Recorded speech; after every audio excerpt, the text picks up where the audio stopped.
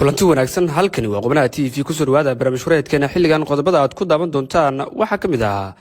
mooshin ka dhana gudoomiyaha golaha shacabka baarlamaanka Soomaaliya Sheekh Aadan Maxamed Nuur Aadan Madoobe oo lagu diyaarinayo magaalada Muqdisho xilli ay abaabulayaan xubno aad u waaweyn oo ka tirsanaa nidaamkii hore ee Soomaaliya Maxamed Cabdullaahi Farmaajo iyo xildhibaano taabacsan nabad iyo nolol oo mooshinkani ka abaabulaya magaalada Muqdisho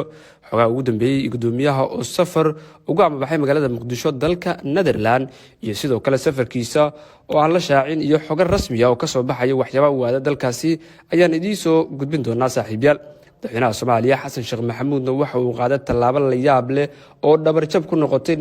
kooxda nabad iyo nolol iyo sidoo kale isagoo burburiyay guddi oo horey u dhisay madaxweynihii sagaalaad ee Soomaaliya Maxamed Cabdullaahi Farmaajo qasaaro tiro badan ayaa ka soo baxay dagaal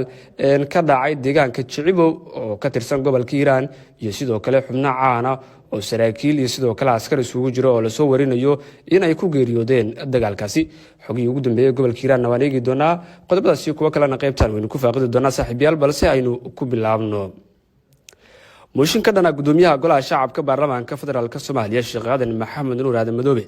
ayaa laga abaabulayaa magaalada Muqdisho xilli gudoomiyaha uu safar uga baxay magaalada Muqdisho isagoo gaaray magaalada Amsterdam ee dalka Netherland xilli la sheegay in gudoomiyuhu halkaasi uga qayb gali doono shir ka furmi doono magaaladaasi xildhibaano taabacsan ama sidoo kalena ka tirsan kudlada nabadii nolol ayaa waxa ay abaabulayaan mooshinkan ka dhanka gudoomiyaha golaha shacabka baarlamaanka Soomaaliya xilli ay doonayaan in iyagu ay wataan in ay geeyaan kursiga golaha shacabka baarlamaanka Soomaaliya dhanka kale xildhibaano dambil jadiid oo iyaguna ka soo horjeedo in gudoomiyaha golaha shacabka baarlamaanka Soomaaliya Sheekh Aadan Maxamed Nuur Aadan Madoobe xilka laga xayuubiyo ayaa iyaguna naftooda waxay abaabulayaan ama ka soo horjeedaan mooshinka ka dhanka gudoomiyaha golaha shacabka Soomaaliya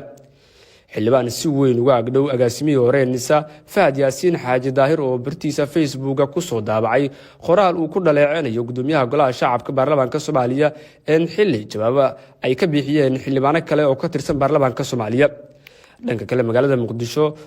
dabcan waxa xoguhu rasmiga ay tibaaxayaan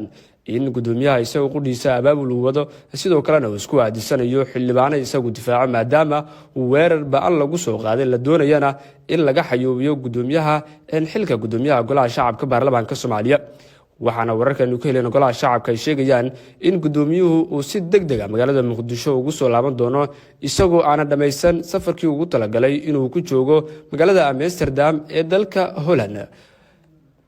markaan hadii eegno madaxweynaha Soomaaliya Xasan Sheekh Maxamuud waxa uu qaaday tallaabo weyn oo ka fajicisay madaxweynihii hore Soomaaliya Maxamed Cabdullaahi Farmaajo xilli uu kala diray guddi hore u magacaabay Maxamed Cabdullaahi Farmaajo dhanka kalena hadii aanu eegno filla Soomaaliya waxay maalmihii ugu dambeeyaba ciribtirayeen xubno ka tirsan ama sidoo kale xubnaha xilalka ka haya dawladda Soomaaliya ee ka haray nidaamkii hore ee Soomaaliya kana tirsan nabadii nolol xilli la filayo in saraakiil waaweyn oo ka kala tirsan hogaanada booliska iyo sidoo kale militariga iyo sidoo kale walow Mahad Salaad oo agaasimaha Nisa uu horay xilalkii ugu qaaday taliyaal ka tirsan hay'adiisa Nisa dhanka kalesa xubnaha ku dambeeya dawladda Soomaaliya ayaa la soo warinayaa in iyagu qudhoodu uu gobolkoodu dhacay la doonayana in xilalka dhammaan laga xayuubiyo sidoo kalena wixii nidaamkii hore ama la shaqaysan jira ama sidoo kale lagu tuhunsan yahay inay la xamaalanayaan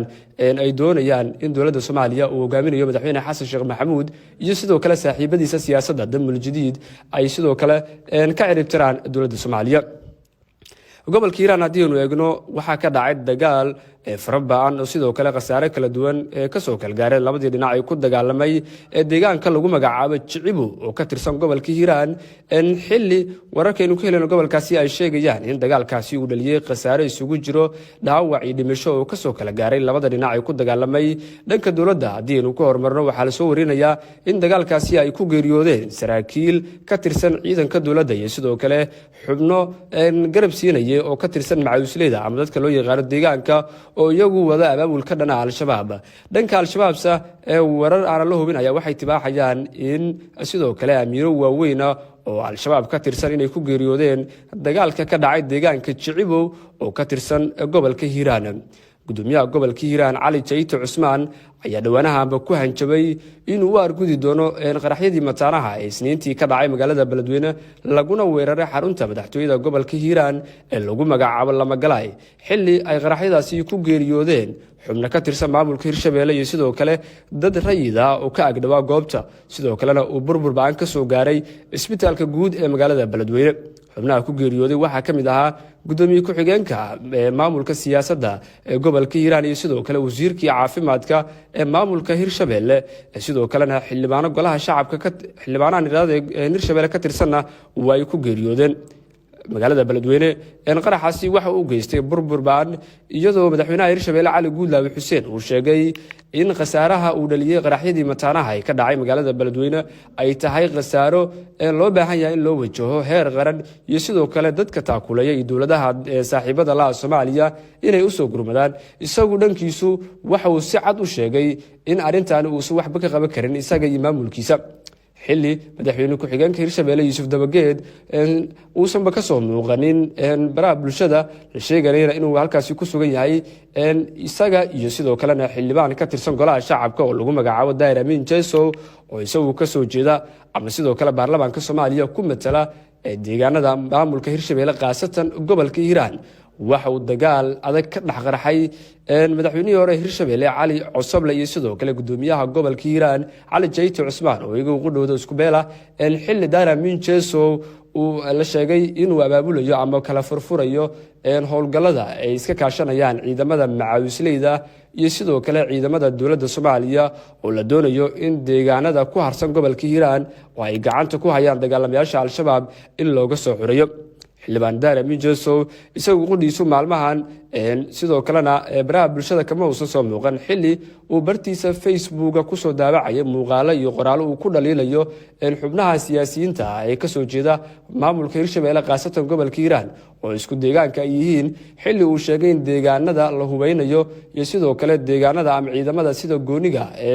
taakulada loo siinayo haddii ay saanad ciidan iyo sidoo kale militariga iyo ciidamada kala duwan ee qalabka sida lagu daabulayo ay tahay deegaanada ay ka degto beesha xabaadle gobolka Hiiraan oo uu sheegay in beelaha kale ama deegaanada kale aan xureysnayn oo beelaha kale ee gobolka Hiiraan ay degaan dowladda Soomaaliya wax xooga aysan basaarinin xilli magaaladaasi uu dhawaanahan tagay xildhibaan Cabdullaahi Maxamed Cali Sambalolsho oo ka tirsan xildhibaanada golaha shacabka